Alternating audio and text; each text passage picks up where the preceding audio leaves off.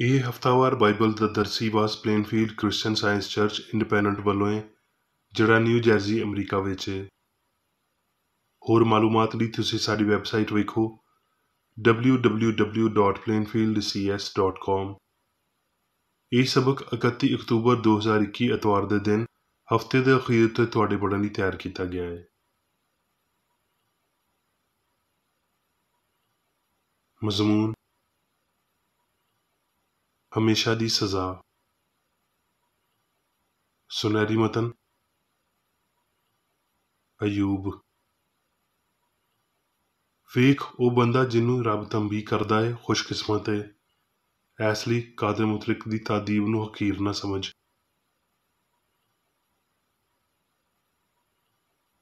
ਜਵਾਬੀ ਪੜ੍ਹਾਈ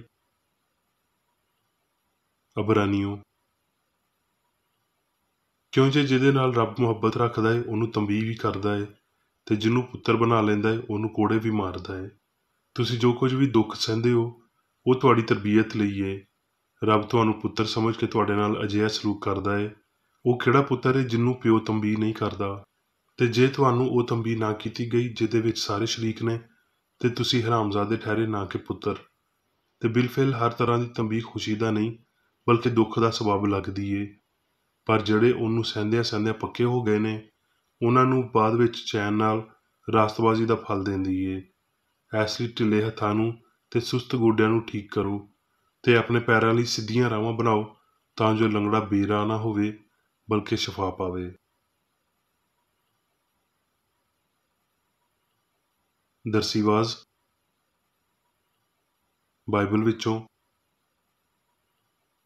ਮੀਕਾ। ਐ ਇਨਸਾਨ, ਉਹਨੇ ਤੇਰੇ ਉੱਤੇ ਨੇਕੀ ਜ਼ਾਹਿਰ ਕਰ ਦਿੱਤੀ ਏ। ਖੁਦਾਵੰਦ ਇੱਥੋਂ ਇਹਦੇ ਸਿਵਾ ਹੋਰ ਕੀ ਚਾਹੁੰਦਾ ਏ ਵੀ ਤੂੰ ਇਨਸਾਫ ਕਰੇ ਤੇ ਰਹਿਮਦਿਲੀ ਨੂੰ ਅਜ਼ੀਜ਼ ਰੱਖੇ ਤੇ ਆਪਣੇ ਖੁਦਾਵੰਦ ਦੇ ਸਾਹਮਣੇ ਫਰੋਤਨੀ ਨਾਲ ਟੁਰੇ। ਜ਼ਬੂਰ। ਧੰਨ ਏ ਉਹ ਬੰਦਾ ਜਿਹੜਾ ਸ਼ਰੀਰਾਂ ਦੀ ਰਾਹ ਉੱਤੇ ਨਹੀਂ ਟੁਰਦਾ ਤੇ ਖਤਾਕਾਰਾਂ ਦੀ ਰਾਹ ਵਿੱਚ ਨਹੀਂ ਖਲੋਂਦਾ ਤੇ ਠੱਠਾਬਾਜ਼ਾਂ ਦੀ ਮਹਿਫਲ ਵਿੱਚ ਨਹੀਂ ਬਹਿੰਦਾ, ਬਲਕਿ ਖੁਦਾਵੰਦ ਦੀ ਸ਼ਰੀਅਤ ਵਿੱਚ ਉਹਦੀ ਖੁਸ਼ੀ ਏ ਤੇ ਉਹਦੀ ਸ਼ਰੀਅਤ ਉੱਤੇ ਹੀ ਉਹਦਾ ਦਿਨ ਰਾਤ ਧਿਆਨ ਰਹਿੰਦਾ ਏ। ਉਹ ਉਸ ਰੁੱਖ ਵਾਂਗਰ ਹੋਵੇਗਾ ਜਿਹੜਾ ਪਾਣੀ ਦੀਆਂ ਨਦੀਆਂ ਦੇ ਕੋਲ ਲਾਇਆ ਗਿਆ ਏ, ਜਿਹੜਾ ਆਪਣੇ ਵੇਲੇ ਉੱਤੇ ਫਲਦਾ ਏ ਤੇ ਜਿਹਦਾ ਪੱਤਰ ਵੀ ਨਹੀਂ ਸੁੱਕਦਾ, ਤੇ ਜੋ ਕੁਝ ਉਹ ਕਰੇ ਉਹ ਬਰਾਬਰ ਹੋਵੇਗਾ।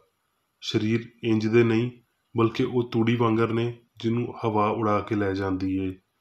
ਇਸ ਲਈ ਸਰੀਰ ਅਦਾਲਤ ਵਿੱਚ ਕਾਇਮ ਨਾ ਰਹਿਣਗੇ, ਨਾ ਖਤਾਕਾਰ ਸਾਦਕਾਂ ਦੀ ਜਮਾਤ ਵਿੱਚ। ਕਿਉਂ ਜੇ ਖੁਦਾਵੰਦ ਸਾਦਕਾਂ ਦੀ ਰਾਹ ਜਾਣਦਾ ਏ, ਪਰ ਸਰੀਰਾਂ ਦੀ ਰਾਹ ਤਬਾਹ ਹੋ ਜਾਵੇਗੀ।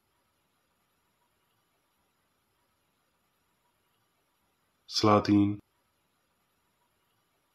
ਤੇ ਸ਼ਾਹੀ ਯਹੂਦਾ ਆਸਾ ਦੇ 38 ਵਰ੍ਹਿਆਂ ਤੋਂ ਉਮਰੀ ਦਾ ਪੁੱਤਰ ਅਖੀਅਬ ਹੁਣ ਇਸਰਾਈਲ ਉੱਤੇ ਬਾਦਸ਼ਾਹੀ ਕਰਨ ਲੱਗਿਆ। ਤੇ ਉਮਰੀ ਦੇ ਪੁੱਤਰ ਅਖੀਅਬ ਨੇ, ਜਿੰਨੇ ਉਹਦੇ ਤੋਂ ਪਹਿਲਾਂ ਹੋਏ ਸੀ, ਉਹਨਾਂ ਸਾਰਿਆਂ ਤੋਂ ਬਹੁਤੀ ਖੁਦਾਵੰਦ ਦੀ ਨਜ਼ਰ ਵਿੱਚ ਬਦੀ ਕੀਤੀ। ਤੇ ਗੋਇਆ ਨਬਾਤ ਦੇ ਪੁੱਤਰ ਯਰਬਾਮ ਦੇ ਪਾਪਾਂ ਦੀ ਆਦਤ ਅਪਣਾਉਣਾ ਉਹਦੇ ਲਈ ਇੱਕ ਨਿੱਕੀ ਜਿਹੀ ਗੱਲ ਸੀ। ਇਸ ਲਈ ਉਹਨੇ ਸਦਾਨੀਆਂ ਦੇ ਬਾਦਸ਼ਾਹ ਅਤਬਾਲ ਦੀ ਧੀ ਨਾਲ ਵਿਆਹ ਕੀਤਾ ਤੇ ਜਾ ਕੇ ਬਾਲ ਦੀ ਇਬਾਦਤ ਕਰਨ ਤੇ ਉਹਨੂੰ ਸਜਦਾ ਕਰਨ ਲੱਗ ਗਿਆ। ਤੇ ਬਾਲ ਦੇ ਮੰਦਰ ਵਿੱਚ, ਜਿਹਨੂੰ ਉਹਨੇ ਸਾਮਰੀਆ ਵਿੱਚ ਬਣਾਇਆ ਸੀ, ਬਾਲ ਲਈ ਇੱਕ ਮਜ਼ਬਾ ਤਿਆਰ ਕੀਤਾ। ਤੇ ਅਖੀਅਬ ਨੇ ਜਸੀਰਤ ਬਣਾਈ। ਤੇ ਅਖੀਅਬ ਨੇ ਇਸਰਾਈਲ ਦੇ ਸਾਰੇ ਬਾਦਸ਼ਾਹਾਂ ਤੋਂ ਬਹੁਤਾ, ਜਿੰਨੇ ਉਹਦੇ ਤੋਂ ਪਹਿਲਾਂ ਹੋਏ ਸੀ, ਖੁਦਾਵੰਦ ਇਸਰਾਈਲ ਦੇ ਰੱਬ ਨੂੰ ਗੁੱਸਾ ਚੜਾਉਣ ਵਾਲੇ ਕੰਮ ਕੀਤੇ। ਸਲਾਤੀਨ। ਤੇ ਏਲੀਆ ਤਿਸ਼ਬੀ ਨੇ, ਜਿਹੜਾ ਜਲਾਦ ਦੇ ਪਰਦੇਸੀਆਂ ਵਿੱਚੋਂ ਸੀ, ਅਖੀਅਬ ਨੂੰ ਆਖਿਆ ਭਈ ਖੁਦਾਵੰਦ ਇਸਰਾਈਲ ਦੇ ਰੱਬ ਦੀ ਹਯਾਤੀ ਦੀ ਕਸਮ, ਜਿਹਦੇ ਸਾਹਮਣੇ ਮੈਂ ਖਲੋਤਾ ਵਾਂ, ਇਹਨਾਂ ਵਰ੍ਹਿਆਂ ਵਿੱਚ ਨਾ ਤਰੇਲ ਪਵੇਗੀ ਨਾ ਮੀਂਹ ਵਰੇਗਾ, ਜਦ ਤੀਕਰ ਮੈਂ ਨਾ ਆਖਾਂ। ਸਲਾਤੀਨ। ਤੇ ਖੁਦਾਵੰਦ ਦਾ ਇਹ ਕਲਾਮ ਏਲੀਆ ਤਿਸ਼ਬੀ ਉੱਤੇ ਨਾਜ਼ਲ ਹੋਇਆ ਭਈ ਉੱਠ ਤੇ ਸ਼ਾਹੇ ਇਸਰਾਈਲ ਅਖੀਅਬ ਨੂੰ, ਜਿਹੜਾ ਸਾਮਰੀਆ ਵਿੱਚ ਰਹਿੰਦਾ ਏ, ਮਿਲਣ ਨੂੰ ਜਾ। ਵੇਖ ਉਹ ਨਬੂਵਤ ਦੇ ਤਾਕਿਸਤਾਨ ਵਿੱਚ ਏ ਤੇ ਉਹਦੇ ਉੱਤੇ ਕਬਜ਼ਾ ਕਰਨ ਨੂੰ ਉੱਥੇ ਗਿਆ ਏ। ਤੇ ਅਖੀਅਬ ਨੇ ਏਲੀਆ ਨੂੰ ਆਖਿਆ, ਐ ਮੇਰੇ ਵੈਰੀ, ਕੀ ਮੈਂ ਤੈਨੂੰ ਮਿਲ ਗਿਆ? ਉਹਨੇ ਜਵਾਬ ਦਿੱਤਾ ਭਈ ਤੂੰ ਮੈਨੂੰ ਮਿਲ ਗਿਆ ਇਸ ਲਈ ਵੀ ਤੂੰ ਖੁਦਾਵੰਦ ਦੇ ਸਾਹਮਣੇ ਬਦੀ ਕਰਨ ਲਈ ਆਪਣੇ ਆਪ ਨੂੰ ਵੇਚ ਦਿੱਤਾ ਏ। ਵੇਖ ਮੈਂ ਤੇਰੇ ਉੱਤੇ ਬਲਾ ਨਾਜ਼ਲ ਕਰਾਂਗਾ ਤੇ ਤੇਰੀ ਪੂਰੀ ਸਫਾਈ ਕਰ ਦੇਵਾਂਗਾ, ਤੇ ਅਖੀਅਬ ਦੀ ਪੀੜ੍ਹੀ ਦੇ ਹਰ ਇੱਕ ਮੁੰਡੇ ਨੂੰ, ਯਾਨੀ ਹਰ ਇੱਕ ਜਿਹੜਾ ਇਸਰਾਈਲ ਵਿੱਚ ਬਣਦੇ, ਉਹਨੂੰ ਜਿਹੜਾ ਆਜ਼ਾਦ ਛੁੱਟਿਆ ਹੋਇਆ ਏ, ਵੱਢ ਦੇਵਾਂਗਾ। ਤੇ ਤੇਰੇ ਘਰ ਨੂੰ ਨਬਾਤ ਦੇ ਪੁੱਤਰ ਯਰੋਬਾਮ ਦੇ ਘਰ ਤੇ ਅਖੀਆ ਦੇ ਪੁੱਤਰ ਬਾਦਸ਼ਾਹ ਦੇ ਘਰ ਵਾਂਗਰ ਬਣਾ ਦੇਵਾਂਗਾ, ਉਸ ਗੁੱਸਾ ਦੀਵਾਨ ਦੇ ਪਾਰੋਂ ਜਿਹਦੇ ਨਾਲ ਤੂੰ ਮੇਰੇ ਗਜ਼ਬ ਨੂੰ ਭੜਕਾਇਆ ਤੇ ਇਸਰਾਏਲ ਤੋਂ ਪਾਪ ਕਰਵਾਇਆ। ਜਦ ਅਖੀਅਬ ਨੇ ਇਹ ਗੱਲਾਂ ਸੁਣੀਆਂ ਤੇ ਆਪਣੇ ਕੱਪੜੇ ਫਾੜੇ ਤੇ ਆਪਣੇ ਤਨ ਉੱਤੇ ਟਾਟ ਪਾਇਆ ਤੇ ਰੋਜ਼ਾ ਰੱਖਿਆ ਤੇ ਟਾਟ ਵਿੱਚ ਹੀ ਲੰਮੇ ਪੈਣ ਤੇ ਟੁਰਨ ਫਿਰਨ ਲੱਗ ਗਿਆ। ਤਦ ਖੁਦਾਵੰਦ ਦਾ ਇਹ ਕਲਾਮ ਏਲੀਆ ਤਿਸ਼ਬੀ ਉੱਤੇ ਨਾਜ਼ਲ ਹੋਇਆ, ਭਈ ਤੂੰ ਵੇਖਣਾ ਹੈ ਭਈ ਅਖੀਅਬ ਮੇਰੇ ਸਾਹਮਣੇ ਕੈਸਾ ਖਾਕਸਰ ਬਣ ਗਿਆ ਹੈ। ਇਸ ਲਈ ਕਿਉਂ ਜੇ ਹੁਣ ਉਹ ਮੇਰੇ ਸਾਹਮਣੇ ਖਾਕਸਰ ਬਣ ਗਿਆ ਹੈ ਤੇ ਮੈਂ ਉਹਦੇ ਦਿਨਾਂ ਵਿੱਚ ਇਹ ਬਲਾ ਨਾਜ਼ਲ ਨਹੀਂ ਕਰਾਂਗਾ, ਬਲਕਿ ਉਹਦੇ ਪੁੱਤਰ ਦੇ ਦਿਨਾਂ ਵਿੱਚ ਉਹਦੇ ਘਰਾਣੇ ਉੱਤੇ ਇਹ ਬਲਾ ਨਾਜ਼ਲ ਕਰਾਂਗਾ। ਜ਼ਬੂਰ। ਕੌਮਾਂ ਕਿਉਂ ਤੈਸ਼ ਵਿੱਚ ਨੇ ਤੇ ਲੋਕਾਂ ਦੇ ਬਾਤਲ ਖਿਆਲ ਕਿਉਂ ਨੇ? ਖੁਦਾਵੰਦ ਤੇ ਉਹਦੇ ਮਸਾ ਦੇ ਖਿਲਾਫ ਧਰਤੀ ਦੇ ਬਾਦਸ਼ਾਹ ਸਾਫਾਰਾਈ ਕਰਕੇ ਤੇ ਹਾਕਮ ਆਪਸ ਵਿੱਚ ਮਸ਼ਵਰਾ ਕਰਕੇ ਆਖਦੇ ਨੇ, ਆਓ ਅਸੀਂ ਉਹਨਾਂ ਦੇ ਬੰਧਨ ਤੋੜ ਦਈਏ ਤੇ ਉਹਨਾਂ ਦੀਆਂ ਰੱਸੀਆਂ ਆਪਣੇ ਉੱਤੋਂ ਲਾ ਸੁੱਟੀਏ। ਉਹ ਜਿਹੜਾ ਅਸਮਾਨ ਉੱਤੇ ਤਖਤ ਨਸ਼ੀਨ ਹੈ ਹੱਸੇਗਾ, ਖੁਦਾਵੰਦ ਉਹਨਾਂ ਦਾ ਮਜ਼ਾਕ ਉਡਾਵੇਗਾ। ਤਦ ਉਹ ਆਪਣੇ ਗਜ਼ਬ ਵਿੱਚ ਉਹਨਾਂ ਨਾਲ ਕਲਾਮ ਕਰੇਗਾ ਤੇ ਆਪਣੇ ਸ਼ਦੀਦ ਕਹਿਰ ਵਿੱਚ ਉਹਨਾਂ ਨੂੰ ਪਰੇਸ਼ਾਨ ਕਰ ਦੇਵੇਗਾ। ਇਸ ਲਈ ਇਹ ਬਾਦਸ਼ਾਹੋ, ਸਿਆਣੇ ਬਣੋ, ਇਹ ਧਰਤੀ ਦੇ ਅਦਾਲਤ ਕਰਨ ਵਾਲਿਓ ਤਰਬੀਅਤ ਪਾਓ, ਡਰਦਿਆਂ ਹੋਏ ਖੁਦਾਵੰਦ ਦੀ ਇਬਾਦਤ ਕਰੋ, ਕੰਬਦਿਆਂ ਹੋਏ ਖੁਸ਼ੀ ਮਨਾਓ।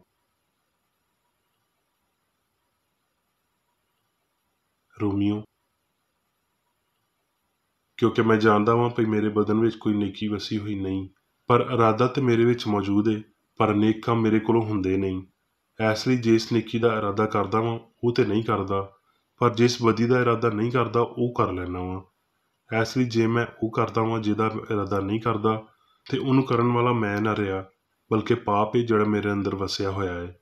ਕਿਉਂ ਜੇ ਜ਼ਾਹਰੀ ਇਨਸਾਨੀਅਤ ਦੀ ਰੂਹ ਨਾਲ ਮੈਂ ਖੁਦਾਵੰਦ ਦੀ ਸ਼ਰੀਅਤ ਨੂੰ ਬਹੁਤ ਪਸੰਦ ਕਰਦਾ ਵਾਂ, ਪਰ ਮੈਨੂੰ ਮੇਰੇ ਅਜ਼ਾ ਵਿੱਚ ਇੱਕ ਹੋਰ ਤਰ੍ਹਾਂ ਦੀ ਸ਼ਰੀਅਤ ਵਿਖਾਲੀ ਦਿੰਦੀ ਏ, ਜਿਹੜੀ ਮੇਰੀ ਸਿਆਣ ਦੀ ਸ਼ਰੀਅਤ ਨਾਲ ਲੜ ਕੇ ਮੈਨੂੰ ਉਸ ਪਾਪ ਦੀ ਸ਼ਰੀਅਤ ਦੀ ਕੈਦ ਵਿੱਚ ਲੈ ਆਉਂਦੀ ਏ ਜਿਹੜੀ ਮੇਰੇ ਅਜ਼ਾ ਵਿੱਚ ਮੌਜੂਦ ਏ। ਹਾਏ ਮੈਂ ਕੈਸਾ ਕਮਬਖਤ ਬੰਦਾ ਵਾਂ! ਇਸ ਮੌਤ ਦੇ ਬਦਨ ਤੋਂ ਮੈਨੂੰ ਕੌਣ ਛੁਡਾਵੇਗਾ? ਮੈਂ ਆਪਣੇ ਖੁਦਾਵੰਦ ਯਿਸੂ ਮਸੀਹ ਦੇ ਰਾਹੀਂ ਰੱਬ ਦਾ ਸ਼ੁਕਰ ਅਦਾ ਕਰਦਾ ਵਾਂ। ਸੈਮੂਅਲ। ਕਿਉਂ ਜੇ ਖੁਦਾਵੰਦ ਇਨਸਾਨ ਵਾਂਗਰ ਨਜ਼ਰ ਨਹੀਂ ਕਰਦਾ, ਇਸ ਲਈ ਵੀ ਇਨਸਾਨ ਜ਼ਾਹਰੀ ਸੂਰਤ ਨੂੰ ਵੇਖਦਾ ਹੈ, ਪਰ ਖੁਦਾਵੰਦ ਦਿਲ ਉੱਤੇ ਨਜ਼ਰ ਕਰਦਾ ਹੈ। ਜ਼ਬੂਰ। ਖੁਦਾਵੰਦ ਸ਼ਿਕਸਤਾਂ ਦਿਲਾਂ ਦੇ ਨੇੜੇ ਹੈ ਤੇ ਖਸਤਾਂ ਜਾਨਾਂ ਨੂੰ ਬਚਾਉਂਦਾ ਹੈ। ਸਾਦਕ ਦੀਆਂ ਮੁਸੀਬਤਾਂ ਬਹੁਤ ਨੇ, ਪਰ ਖੁਦਾਵੰਦ ਉਹਨੂੰ ਉਹਨਾਂ ਤੋਂ ਰਿਹਾਈ ਬਖਸ਼ਦਾ ਹੈ। ਉਹ ਉਹਦੀਆਂ ਸਾਰੀਆਂ ਹੱਡੀਆਂ ਨੂੰ ਮਜ਼ਬੂਤ ਰੱਖਦਾ ਹੈ, ਉਹਨਾਂ ਵਿੱਚੋਂ ਇੱਕ ਵੀ ਤੋੜੀ ਨਹੀਂ ਜਾਂਦੀ। ਬਦੀ ਸਰੀਰ ਨੂੰ ਹਲਾ ਕਰ ਦੇਵੇਗੀ ਤੇ ਸਾਦਕ ਨਾਲ ਅਦਾਵਤ ਰੱਖਣ ਵਾਲੇ ਮੁਜਰਮ ਠਹਿਰਨਗੇ। ਖੁਦਾਵੰਦ ਆਪਣੇ ਬੰਦਿਆਂ ਦੀ ਜਾਨ ਦਾ ਫਿਦਿਆ ਦਿੰਦਾ ਹੈ ਤੇ ਜਿਹੜੇ ਉਹਦੇ ਉੱਤੇ ਤਵੱਕਲ ਕਰਦੇ ਨੇ ਉਹਨਾਂ ਵਿੱਚੋਂ ਕੋਈ ਮੁਜਰਮ ਨਾ ਠਹਿਰੇਗਾ। ਜ਼ਬੂਰ। ਐ ਖੁਦਾਵੰਦ, ਧੰਨ ਹੈ ਉਹ ਬੰਦਾ ਜਿਹਨੂੰ ਤੂੰ ਤੰਬੀਹ ਕਰਦਾ ਹੈ ਤੇ ਆਪਣੀ ਸ਼ਰੀਅਤ ਦੀ ਤਾਲੀਮ ਦੇਣਾ ਹੈ। ਹੁਣ ਮੈਂ ਮੇਰੀ ਬੇਕਰ ਰੇਡੀ ਦੀ ਲਿਖੀ ਹੋਈ ਕ੍ਰਿਸਚਨ ਸਾਇੰਸ ਦੀ ਦਰਸੀ ਕਿਤਾਬ ਸਾਇੰਸ ਤੇ ਸਿਹਤ ਆਇਤਾਂ ਦੀ ਕੁੰਜੀ ਦੇ ਨਾਲ ਵਿੱਚੋਂ ਲਈਆਂ ਹੋਈਆਂ ਲਿਖਾਈਆਂ ਪੜਾਂਗਾ। ਸਾਇੰਸ ਤੇ ਸਿਹਤ।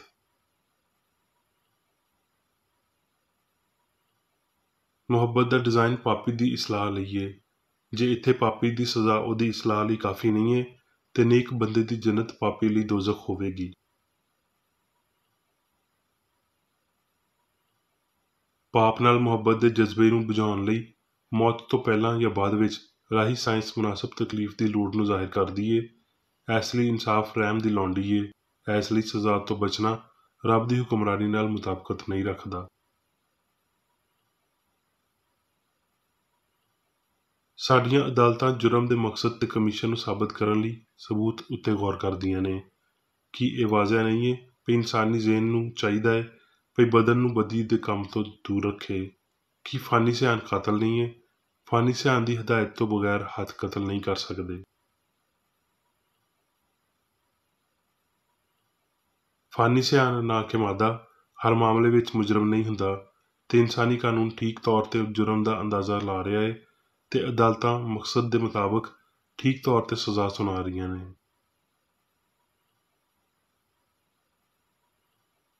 ਮਾਦੇ ਤੇ ਹਯਾਤੀ ਦਾ ਭਰੋਸਾ ਹਰ ਪੈਰ ਉੱਤੇ ਪਾਪ ਕਰਵਾਉਂਦਾ ਹੈ। ਇਹ ਇਲਾਹੀ ਨਾਰਾਜ਼ਗੀ ਨੂੰ ਪਾ ਲੈਂਦਾ ਹੈ। ਇਹ ਯਿਸੂ ਨੂੰ ਕਤਲ ਕਰੇਗਾ ਵੀ ਸ਼ਾਇਦ ਉਹ ਤਕਲੀਫ ਤੇ ਸੱਚਾਈ ਲਈ ਇੱਕ ਰੁਕਾਵਟ ਸੀ।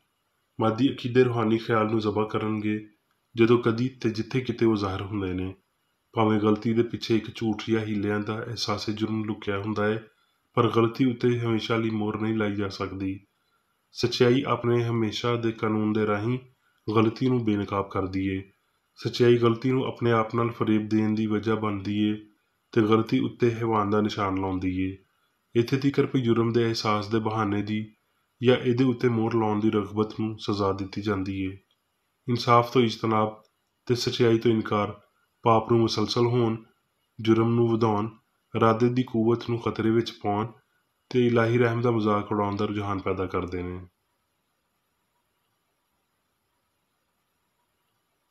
ਜਿਹੜਾ ਵੀ ਉਹਦੀਆਂ ਤਰੱਕੀ ਯਾਫਤਾ ਜ਼ਹਿਨੀ ਕੂਵਤਾਂ ਨੂੰ ਮੌਕਾ ਮਿਲਦਿਆਂ ਹੀ ਕੈਦ ਤੋਂ ਨਿਕਲੇ ਹੋਏ ਕੈਦੀ ਵਾਂਗਰ ਜ਼ੁਲਮ ਕਰਨ ਲਈ ਵਰਤਦਾ ਏ, ਉਹ ਕਦੀ ਨਹੀਂ ਬਚਦਾ। ਰੱਬ ਉਹਨੂੰ ਗ੍ਰਿਫਤਾਰ ਕਰੇਗਾ, ਇਲਾਹੀ ਇਨਸਾਫ ਉਹਨੂੰ ਬੇੜੀਆਂ ਪਾਵੇਗਾ, ਉਹਦੇ ਪਾਪ ਉਹਦੇ ਗਲੇ ਵਿੱਚ ਚੱਕੀ ਦਾ ਪਾਠ ਹੋਣਗੇ ਜਿਹੜੇ ਉਹਨੂੰ ਬਦਨਾਮੀ ਤੇ ਮੌਤ ਦੀਆਂ ਡੂੰਘਾਈਆਂ ਵਿੱਚ ਸੁੱਟਣਗੇ। ਪਾਪੀ ਬੁਰਾਈ ਕਰਨ ਨਾਲ ਆਪਣੇ ਆਪ ਨੂੰ ਲਈ ਦੋਜ਼ਖ ਬਣਾਉਂਦਾ ਹੈ ਤੇ ਨੇਕ ਬੰਦਾ ਨੇਕੀ ਕਰਨ ਨਾਲ ਆਪਣੀ ਜੰਨਤ ਬਣਾਉਂਦਾ ਹੈ। ਉਹ ਬਦਕਾਰ ਅਕੀਦੇ ਜਿਹੜੇ ਇਨਸਾਨਾਂ ਵਿੱਚ ਜੰਮਦੇ ਨੇ ਜਹੰਨਮ ਨੇ। ਉਹ ਤਕਲੀਫ ਜਿਹੜੀ ਇਨਸਾਨੀ ਸਿਆਣ ਨੂੰ ਇਹਦੇ ਬਦਨੀ ਸੁਪਨੇ ਤੋਂ ਜਗਾਉਂਦੀ ਏ, ਉਹਨਾਂ ਝੂਠੀਆਂ ਖੁਸ਼ੀਆਂ ਤੋਂ ਚੰਗੀ ਏ ਜਿਹੜੀਆਂ ਇਸ ਸੁਪਨੇ ਨੂੰ ਕਾਇਮ ਰੱਖਣ ਦਾ ਰੁਝਾਨ ਰੱਖਦੀਆਂ ਨੇ। ਪਾਪ ਕੱਲਾ ਮੌਤ ਪੈਦਾ ਕਰਦਾ ਏ, ਕਿਉਂ ਜੇ ਪਾਪ ਤਬਾਹੀ ਲਿਆਉਂਦਾ ਇੱਕ ਹੀ ਅਨਸਰ ਏ।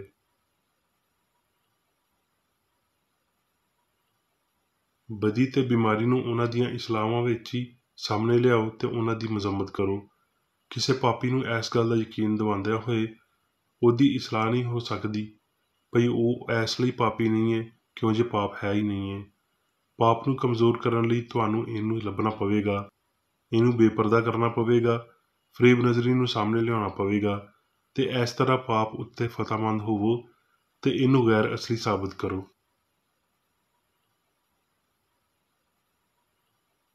ਇਸਲਾਹ ਇਸ ਸਮਝ ਤੋਂ ਪੈਦਾ ਹੁੰਦੀ ਏ ਵੀ ਬੁਰਾਈ ਵਿੱਚ ਕਾਇਮ ਰਹਿਣ ਵਾਲਾ ਕੋਈ ਸਕੂਨ ਨਹੀਂ ਹੈ ਤੇ ਸਾਇੰਸ ਦੇ ਮੁਤਾਬਕ ਚੰਗਿਆਈ ਲਈ ਹਮਦਰਦੀ ਰੱਖਣ ਤੋਂ ਪੈਦਾ ਹੁੰਦੀ ਏ, ਜਿਹੜੀ ਇਸ ਲਾਫਾਨੀ ਸੱਚਾਈ ਨੂੰ ਜ਼ਾਹਿਰ ਕਰਦੀ ਏ ਭਈ ਨਾ ਖੁਸ਼ੀ, ਨਾ ਪੀੜ, ਨਾ ਭੁੱਖ, ਨਾ ਜਜ਼ਬਾ ਮਾਦੇ ਤੋਂ ਜਾਂ ਮਾਦੇ ਵਿੱਚ ਵਜੂਦ ਰੱਖ ਸਕਦਾ ਏ, ਜਦਕਿ ਇਲਾਹੀ ਸਿਆਣ ਖੁਸ਼ੀ, ਪੀੜ ਜਾਂ ਡਰ ਤੇ ਇਨਸਾਨੀ ਸਿਆਣ ਦੀ ਸਾਰੀ ਪਾਪ ਆਲੂਦ ਭੁੱਖ ਦੇ ਝੂਠੇ ਅਕੀਦਿਆਂ ਨੂੰ ਬਰਬਾਦ ਕਰ ਸਕਦਾ ਹੈ। ਬਦਲੇ ਵਿੱਚ ਸਕੂਨ ਪਾਣਾ ਕਿਸ ਕਦਰ ਕਾਬਲੇ ਰਹਿਮ ਬਦਨੀਅਤੀ ਦਾ ਮੰਜ਼ਰ ਏ। ਕਈ ਵਾਰੀ ਬੁਰਾਈ ਇਨਸਾਨ ਦਾ ਸਭ ਤੋਂ ਬਹੁਤਾ ਦਰੁਸਤ ਖਿਆਲ ਹੁੰਦਾ ਏ, ਜਦੋਂ ਤੀਕਰ ਵੀ ਚੰਗਿਆਈ ਉੱਤੇ ਉਹਦੀ ਪਕੜ ਮਜ਼ਬੂਤ ਨਹੀਂ ਹੋ ਜਾਂਦੀ। ਫਿਰ ਉਹ ਬੁਰਾਈ ਉੱਤੇ ਆਪਣਾ ਦਬਾਅ ਗਵਾ ਦਿੰਦਾ ਹੈ ਤੇ ਇਹ ਉਹਦੇ ਲਈ ਅਜ਼ਾਬ ਬਣ ਜਾਂਦਾ ਹੈ। ਪਾਪ ਦੀ ਤਕਲੀਫ ਤੋਂ ਬਚਣ ਦਾ ਤਰੀਕਾ ਪਾਪ ਨੂੰ ਛੱਡਣਾ ਹੈ, ਹੋਰ ਕੋਈ ਰਾਹ ਨਹੀਂ ਹੈ। ਸਜ਼ਾ ਦੇ ਡਰ ਨੇ ਇਨਸਾਨ ਨੂੰ ਅਸਲ ਇਮਾਨਦਾਰ ਕਦੀ ਨਹੀਂ ਬਣਾਇਆ।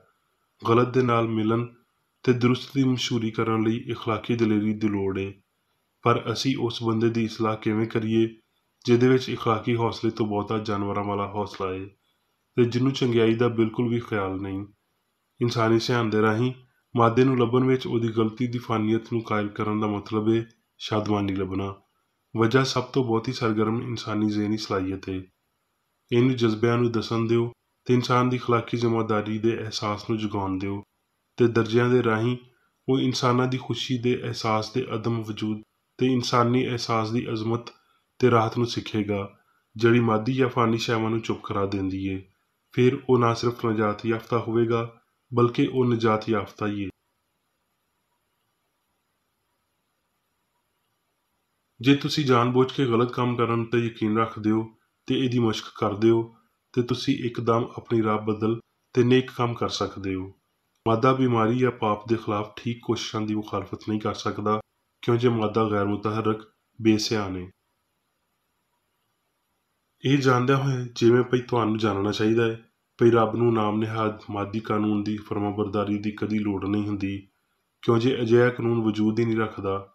ਪਾਪ, ਬਿਮਾਰੀ ਤੇ ਮੌਤ ਲਈ ਕਿਸੇ ਵੀ ਫਰਜ਼ੀ ਲੋੜ ਉੱਤੇ ਯਕੀਨ ਨਾ ਕਰੋ। ਪਾਪ ਤੇ ਮੌਤ ਉੱਤੇ ਯਕੀਨ ਨੂੰ ਰੱਬ ਦੀ ਸ਼ਰੀਅਤ ਦੇ ਰਾਹੀਂ ਤਬਾਹ ਕੀਤਾ ਜਾਂਦਾ ਹੈ, ਜਿਹੜੀ ਮੌਤ ਦੀ ਬਜਾਏ ਹਯਾਤੀ, ਮੁਖਾਲਫਤ ਦੀ ਬਜਾਏ ਹਮ-ਆਹੰਗੀ, ਬਦਨ ਦੀ ਬਜਾਏ ਰੂਹ ਦੀ ਸ਼ਰੀਅਤ ਹੈ। ਰੱਬ ਦੇ ਤਰੀਕੇ ਨਾਲ ਸੱਚਾਈ ਨੂੰ ਸਾਹਮਣੇ ਆਉਣ ਦਿਓ ਤੇ ਗਲਤੀ ਨੂੰ ਤਬਾਹ ਹੋਣ ਦਿਓ ਤੇ ਇਨਸਾਨੀ ਇਨਸਾਫ ਨੂੰ ਇਲਾਹੀ ਦਾ ਬਣਨ ਦਿਓ। ਪਾਪ ਇਹਨਾਂ ਦੋਵਾਂ ਗੱਲਾਂ ਲਈ, ਜੋ ਇਹ ਆਪ ਹੈ ਤੇ ਜੋ ਇਹ ਕਰਦਾ ਹੈ, ਪੂਰੀ ਸਜ਼ਾ ਪਾਵੇਗਾ। ਇਨਸਾਫ ਪਾਪੀਆਂ ਉੱਤੇ ਆਪਣੀ ਮੋਹਰ ਲਾਉਂਦਾ ਹੈ ਤੇ ਇਨਸਾਨਾਂ ਨੂੰ ਸਿਖਾਉਂਦਾ ਹੈ ਵੀ ਰੱਬ ਦੀਆਂ ਨਿਸ਼ਾਨੀਆਂ ਨੂੰ ਖਤਮ ਨਾ ਕਰੀਏ। ਮੁਹੱਬਤ ਦੀ ਸੇਧ ਦੇਣ ਵਾਲੀ ਮੁਲਾਮਤ ਦੇ ਰਾਹੀਂ ਰਾਸਤਬਾਜ਼ੀ, ਅਮਨ ਤੇ ਪਾਕੀਜ਼ਗੀ ਵੱਲ ਸਾਡੇ ਵਧਣ ਵਿੱਚ ਮਦਦ ਕੀਤੀ ਜਾਂਦੀ ਹੈ, ਜਿਹੜੇ ਸਾਇੰਸ ਦੇ ਇਮਤਿਆਜ਼ੀ ਨਿਸ਼ਾਨ ਨੇ। ਸੱਚਾਈ ਦੇ ਬਹੁਤੇ ਕੰਮਾਂ ਨੂੰ ਵੇਖਦਿਆਂ ਹੋਏ ਅਸੀਂ ਰੁਕਦੇ ਹਾਂ, ਰੱਬ ਦੀ ਉਡੀਕ ਕਰਦੇ ਹਾਂ। ਫਿਰ ਅਸੀਂ ਉਸ ਵੇਲੇ ਤੀਕਰ ਅੱਗੇ ਵੱਧਦੇ ਹਾਂ ਜਦੋਂ ਤੀਕਰ ਲਾਮਹਿਦੂਦ ਖਿਆਲ ਵਜਦ ਵਿੱਚ ਨਹੀਂ ਆਉਂਦਾ ਤੇ ਗੈਰ ਮੁਸੱਦਕਾ ਨਜ਼ਰੀਏ ਨੂੰ ਇਲਾਹੀ ਜਲਾਲ ਤੀਕਰ ਉੱਚਾ ਨਹੀਂ ਉਡਾਇਆ ਜਾਂਦਾ। ਹੁਣ ਮੈਂ ਮੇਰੀ ਬੇਕਰੇਡੀ ਵੱਲੋਂ ਚਰਚ ਮੈਨੂਅਲ ਵਿੱਚ ਦਿੱਤੇ ਹੋਏ ਰੋਜ਼ਾਨਾ ਦੇ 3 ਫਰਜ਼ ਪੜਾਂਗਾ। ਰੋਜ਼ਾਨਾ ਦੀ ਦੁਆ।